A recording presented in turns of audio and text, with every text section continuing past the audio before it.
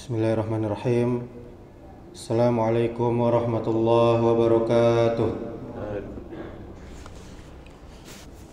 Innal hamdalillah nahmaduhu wa nasta'inuhu wa nastaghfiruh wa na'udzu billahi min shururi anfusina wa min sayyiati a'malina.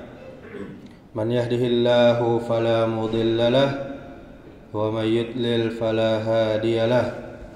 Asyhadu an la ilaha illallah wahdahu la syarika lah wa asyhadu anna Muhammadan abduhu wa rasuluh, amma ba'du. Alhamdulillah, kita bersyukur kepada Allah Subhanahu wa taala atas segala limpahan nikmat dari Allah Subhanahu wa taala. Kemudian salawat beserta salam semoga selalu tercurahkan untuk junjungan kita, yakni Nabi Muhammad sallallahu alaihi wasallam beserta keluarganya, para sahabatnya, dan juga umatnya yang mengikuti sunnahnya sampai hari kiamat. Kaum muslimin, kaum muslimat, jamaah salat zuhur yang dimuliakan Allah Subhanahu wa taala. Sahabat Nabi yang mulia yang bernama Utbah bin Ghazwan radhiyallahu anhu pernah berkata dalam salah satu khutbahnya, dia mengatakan, wa inni a'udzu billahi an akunu fi nafsi aziman wa indallahi saghira, yang artinya, dan sesungguhnya aku berlindung kepada Allah dari merasa besar pada diriku, sedangkan aku ini sebenarnya adalah hina di sisi Allah Subhanahu wa taala.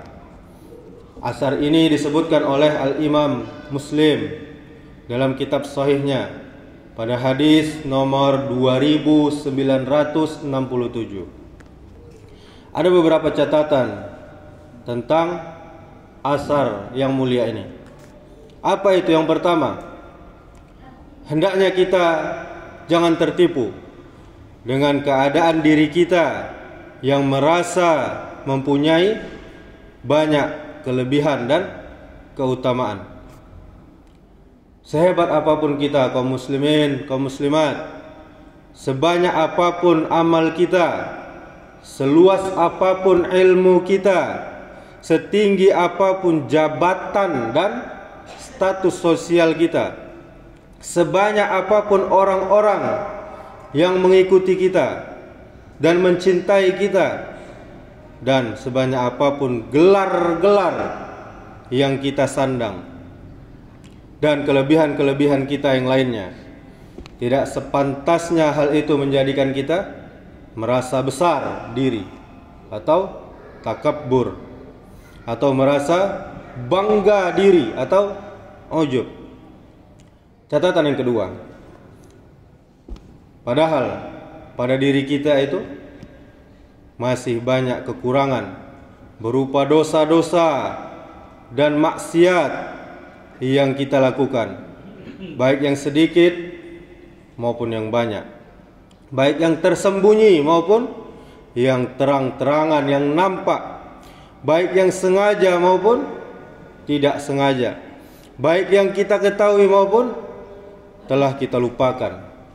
Demikian pula banyaknya kekurangan kita yang berupa seringnya kita kurang sempurna dalam beribadah kepada Allah Subhanahu wa taala, mengerjakan perintahnya, atau bahkan kita meremehkannya atau menyia-nyiakannya.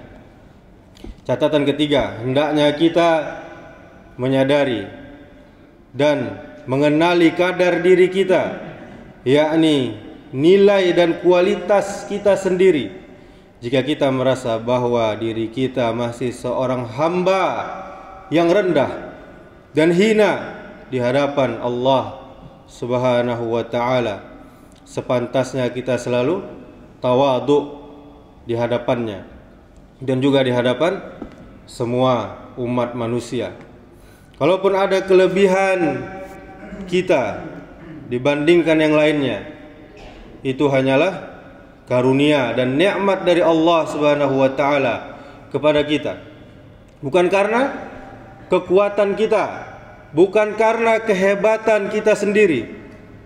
Allah Subhanahu wa taala telah berfirman, "Wa ma bikum min ni'matin faminallah, summa idza massakumud dzurru fa ilaihi taj'arun." Dan apa saja nikmat yang ada pada diri kamu, maka dari Allah lah itu datangnya. Dan bila kamu ditimpa oleh kemudaratan, maka hanya kepadanya lah kamu meminta pertolongan. Surah An-Nahl ayat 53. Kemudian Allah Subhanahu wa taala berfirman, "Wallahu akhrajakum min butuni ummahatikum la ta'lamuna syi'aw wa ja'ala lakumus sam'a wal absara wal af'idah la'allakum tashkurun." Dan Allah mengeluarkan kamu dari perut ibumu dalam keadaan tidak mengetahui sesuatu pun, dan Dia memberi kamu pendengaran, memberi kamu penglihatan, dan memberi kamu hati agar kamu bersyukur. Surah An-Nahl ayat 78. Kemudian di ayat yang lainnya Allah Subhanahu wa taala juga berfirman, "Hal ata 'alal insani hinum minad dahri lam yakun syai'am mazkura. Inna khalaqnal insana min nutfatin amsyajin nabtalih faja'alnahu sami'an basira. Inna hadainahu sabila imma syakira wa imma kafura." Bukanlah telah datang atas manusia satu waktu dari masa, sedangkan dia ketika itu belum merupakan sesuatu yang dapat disebut. Sesungguhnya kami telah menciptakan manusia dari setetes mani yang bercampur, yang kami hendak mengujinya dengan perintah dan larangan. Karena itu kami jadikan dia mendengar dan melihat. Sesungguhnya kami telah menunjukinya jalan yang lurus. Ada yang bersyukur dan ada pula yang kufur.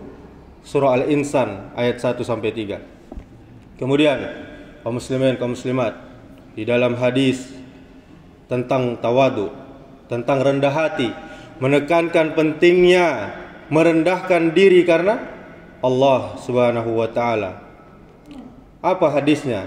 Salah satu hadis yang terkenal adalah kata Nabi, tidak ada seseorang yang merendahkan diri karena Allah kecuali Allah Subhanahu wa taala akan meninggikan derajatnya.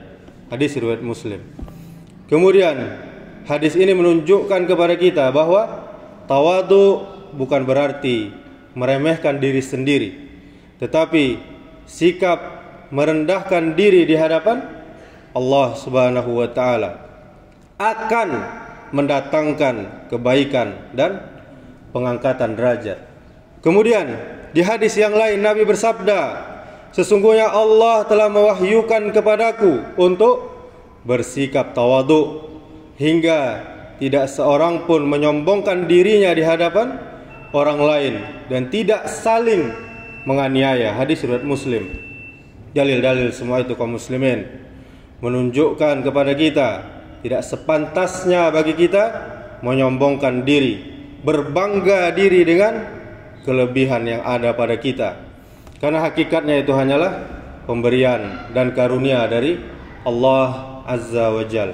Demikianlah pembahasan yang singkat ini. Semoga bisa menjadi nasihat, semoga bisa menjadi pelajaran yang bermanfaat bagi kita semua. Subhanakallahumma wa bihamdika asyhadu an la ilaha illa anta astaghfiruka wa atubu ilaik. Wassalamualaikum warahmatullahi wabarakatuh.